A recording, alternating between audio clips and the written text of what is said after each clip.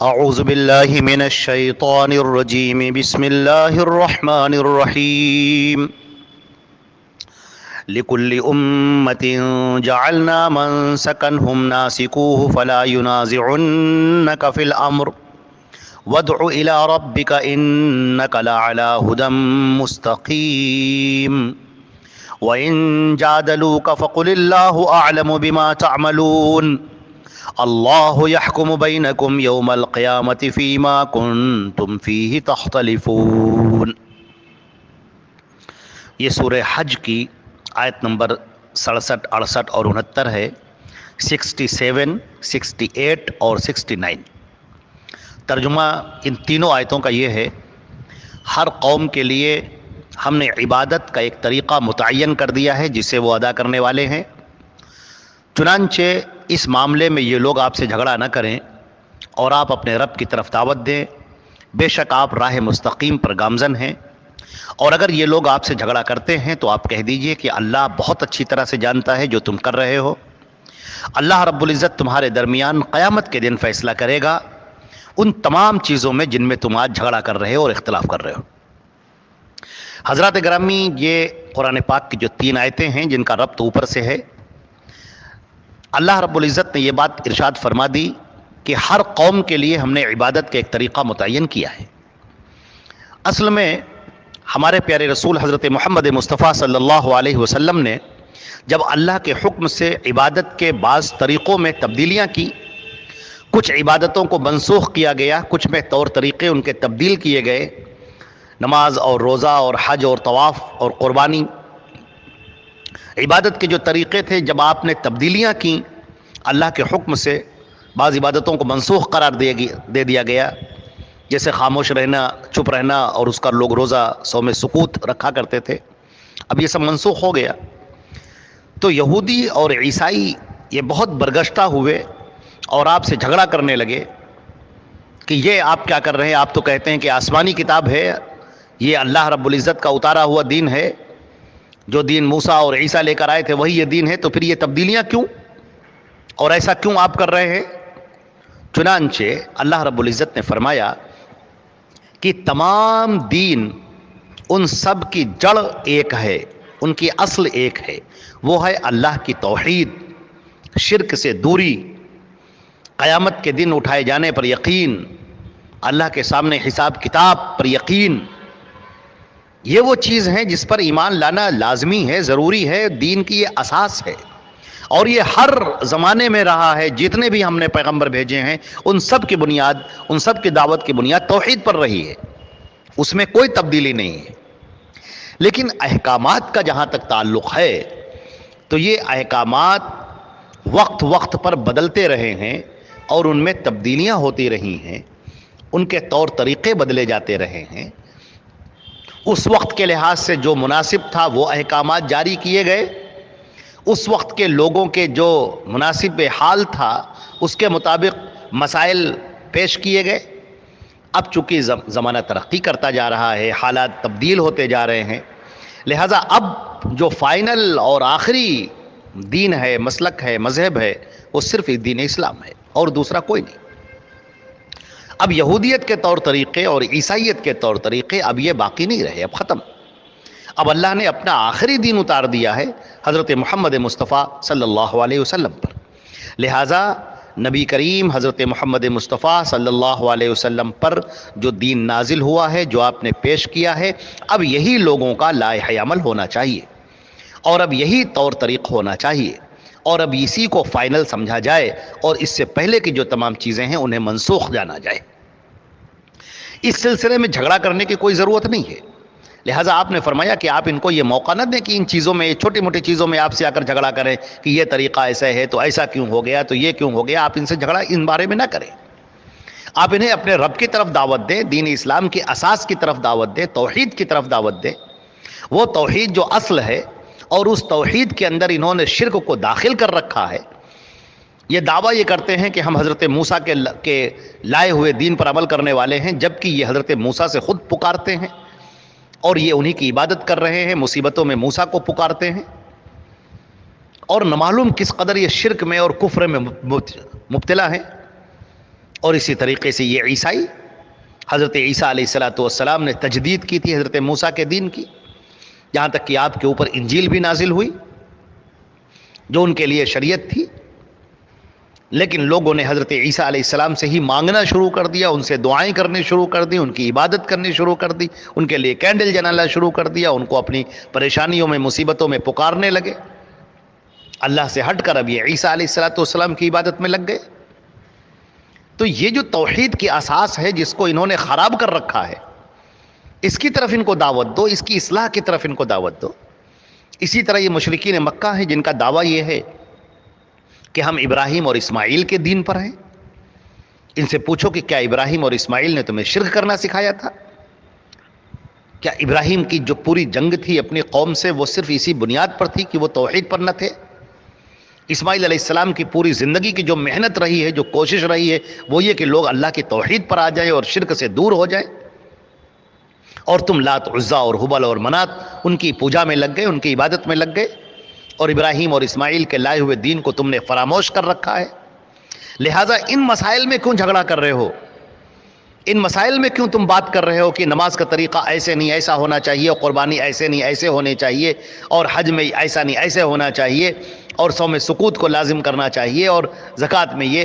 دنیا کی یہ جو مسائل ہیں، یہ مسائل تو بعد کی چیز ہیں، تم تو اصل دین کے اندر بگاڑ برپا کیے ہوئے ہو۔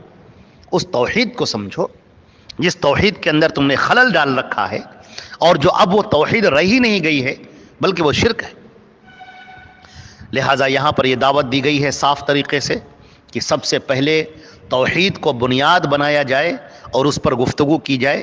حضرت معاذ رضی اللہ تعالی عنہ کی بھی ایک روایت ہے کہ اللہ کے نبی صلی اللہ علیہ وسلم نے جب انہیں یمن کی جانب بھیجا تو یہ کہا، انک تقدم علی قوم من اہل الکتاب، اے معاذ تم ایسی قوم کی طرف جا رہے ہو جو اہل کتاب ہیں، فَلْيَكُنْ أَوَّلَ مَا تَدْعُوهُمْ إِلَىٰ أَن يُوَحِّدُوا اللَّهَ فَإِذَا عَرَفُوا ذَلِكَ فَأَخْبِرْهُمْ أَنَّ اللَّهَ فَرَضَ عَلَيْهِمْ 5 صلوات فِي يَوْمِهِمْ وَلَيْلَتِهِمْ۔ تو سب سے پہلے انہیں جس چیز کی دعوت دینا وہ توحید کی دعوت دینا، وہ اللہ کو ایک مانے اور توحید کو اختیار کریں۔ جب اسے جان جائیں، فَإِذَا عَرَفُوا ذَلِكَ، جب وہ توحید سے واقف ہو جائیں تب ان کو بتانا کہ اللہ نے دن اور رات میں ان پر 5 وقت کی نمازیں فرض کی ہیں۔ حضرات گرامی، ہم یہ دیکھتے ہیں کہ اللہ نے دعوت دینے کا طریقہ بھی بیان کر دیا ہے کہ دین کی دعوت کیسے دی جائے، نبیوں کی دعوت کیا رہی ہے۔ جب آپ دین کا کام کرنا چاہیں، جب آپ کے دل میں یہ ہو کہ ہم کچھ دین کا کام کریں، ہم نبیوں والا کام کریں، جب آپ کے ذہن میں یہ ہو تو اللہ کے رسول صلی اللہ علیہ وسلم نے اس کا طریقہ بتا دیا ہے، جسے ہم اپنے الفاظ میں کہہ سکتے ہیں کہ پتوں کو پانی مت دو، جڑوں کو پانی دو۔ جب درخت سوکھ رہا ہو تو جڑ کو پانی دینا چاہیے، پتوں کو پانی دینے سے درخت ہرا نہیں ہوگا۔ سب سے پہلے توحید کی دعوت دو، شرک کے بارے میں بیان کرو، یہ شرک ہے، یہ توحید ہے، یہ شرک کی قسمیں ہیں، یہ وہ توحید ہے جو اللہ چاہتا ہے، جس کے لیے اللہ نے تمام انبیاء کرام کی بعثت فرمائی، جو دین کی اساس ہے، جو دین کی بنیاد ہے۔ اس توحید کے درست ہونے کے بعد پھر مسئلے مسائل ہیں، پھر شریعت کے دیگر احکام ہیں، پھر نماز بھی ہے، روزہ بھی ہے، زکوٰۃ بھی ہے، حج بھی ہے، تلاوت بھی ہے، عمرہ بھی ہے، ذکر و اذکار بھی ہے، سب کچھ ہے، لیکن وہ ہیں توحید کے بعد۔ اگر تمہاری توحید درست نہ ہوئی تو سورہ کہف میں فرمایا گیا ہے فَلَا نُقِيمُ لَهُمْ يَوْمَ الْقِيَامَةِ وَزْنًا، تو قیامت کے دن ہم ان کے نام اعمال کو تولیں گے ہی نہیں، ان کے لیے میزان نصب ہی نہیں کی جائے گی، یہ نماز روزے زکوٰۃ تولے ہی نہیں جائیں گے، تمہاری قربانیاں تولی ہی نہیں جائیں گی، یہ ذکر و اذکار تمہارا تولا ہی نہیں جائے گا۔ اگر تم شرک کر رہے ہو تو شرک کے ساتھ میں سارے اعمال برباد ہیں۔ لہذا دین کی اساس کو سمجھو، سب سے پہلے توحید کو جانو۔ توحید کو اس وقت تمہاری سمجھ میں آئے گا جب تم شرک کی قسموں کو جانو گے۔ توحید کو، توحید الوہیت کو جانو، توحید ربوبیت کیا ہے، توحید اسماء و صفات کیا ہے، شرک کی قسمیں کیا ہیں، شرک فی العبادہ کیا ہے، شرک فی العادہ کیا ہے، شرک فی التصرف کیا ہے، شرک فی العلم کیا ہے. آپ اسے جانیں. اسے جانے بغیر آپ مسائل میں الجھ رہے ہیں، چھوٹی چھوٹی ان چیزوں میں الجھ رہے ہو، یہ ٹھیک نہیں ہے. لہذا فرمایا وَادْعُ إِلَىٰ رَبِّكَ فَلَا يُنَازِعُنَّكَ فِي الْأَمْرِ. ان تمام معاملات میں یہ آپ سے جھگڑا نہ کریں اور انہیں اپنے رب کی طرف دعوت دیں. اور اے نبی آپ ہدایت پر ہیں، ہدایت مستقیم پر ہیں، صراط مستقیم پر ہیں. آپ ہی صراط مستقیم ہیں. جو آپ کی پیروی کرے گا وہ صراط مستقیم پر ہوگا، جو آپ سے الگ ہٹ جائے گا وہ صراط مستقیم پر نہیں رہے گا. اگر یہ لوگ آپ سے جھگڑا کرتے ہیں تو آپ کہہ دیجئے کہ پھر اللہ خوب جانتا ہے جو تم عمل کر رہے ہو. جو بھی تم عمل کر رہے ہو، دین کے نام پر کر رہے ہو، شریعت کے نام پر کر رہے ہو، اللہ کے رضا کے لیے کر رہے ہو، لیکن یہ تو دیکھو کہ اللہ کے رسول نے فرمایا کیا ہے. تم اعمال سب الٹے پلٹے کر رہے ہو، اپنی مرضی سے دین بنا کر رہے ہو. ذرا دیکھو تو کہ اللہ کے رسول نے اس کے بارے میں کیا کہا ہے، نبی کا طریقہ کیا رہا ہے، نبی کے فرمان کیا ہے، نبی کی بتائی ہوئی باتیں کیا ہیں. اس کو پہلے جان لو پھر عمل کرو. العلم قبل العمل.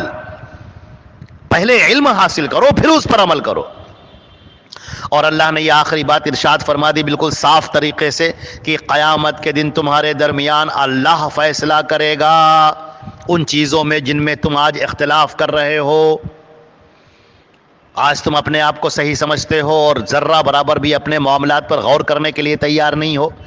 موسیٰ کا نام لے کر اور عیسیٰ کا نام لے کر اور ابراہیم کا نام لے کر اور اسماعیل کا نام لے کر علیہم الصلاۃ والسلام ان کا نام لے کر تم اپنی تمام خرافاتوں کو جائز کیے ہوئے ہو، شرک کو اور کفر کو جائز کیے ہوئے ہو، غلط رسم و رواج اور طریقوں کو رائج کیے ہوئے ہو اور اسی کو تم جائز اور حلال سمجھتے ہو. ان کا نام لینے سے کچھ نہیں ہوتا. انہوں نے جو تمہیں تعلیمات دی تھیں ان تعلیمات کو تم نے بگاڑ دیا ہے. لہذا محمد مصطفیٰ محمد رسول اللہ صلی اللہ علیہ وسلم کے بتائی ہوئی باتوں کی طرف آ جاؤ. اسی میں نجات ہے اور یہی ہدایت کا راستہ ہے اور یہی صراط مستقیم ہے.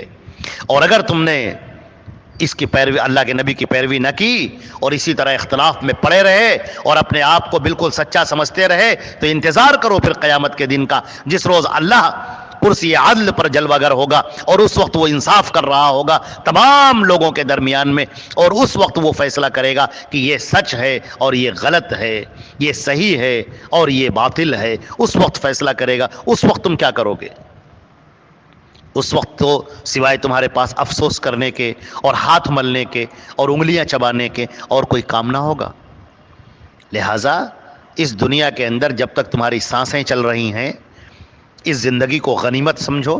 محمد مصطفیٰ صلی اللہ علیہ وسلم کی بات مانو، ان کی بات کو سنو اور اس پر عمل کرو.